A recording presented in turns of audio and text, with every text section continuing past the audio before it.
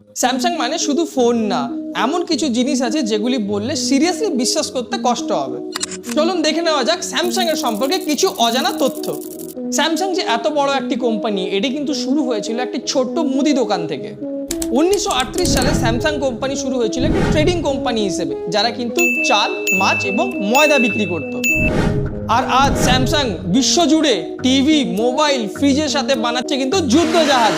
Samsung শুধু ফোনের জন্য চিপ বানায় না, এমন হাই এন্ড সেমিকন্ডাক্টর চিপ বানায় যেটি নাসার কমিউনিকেশন সিস্টেমেও কিন্তু ব্যবহৃত হয়। একটি বড় কোম্পানির নির্ধারণ করা হয় কিন্তু তার কর্মচারীর সংখ্যা হিসেবেও।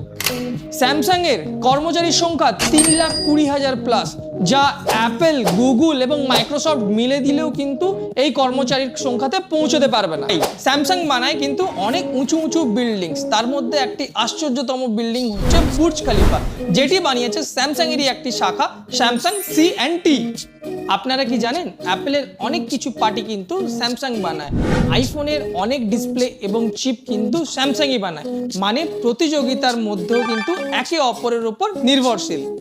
নিত্য নতুন অফারের সাথে কুন্ডু ইলেকট্রনিক্স থেকে স্যামসাং এর ফোন কিনতে কিন্তু একদমই ভুলবেন না। এবং এই ভিডিওটি যদি ভালো লাগে এবং ইনফরমেটিভ লাগে, আমার পেজটিকে ফলো করুন, ভিডিওটিকে লাইক করুন এবং একটি শেয়ার অবশ্যই করুন।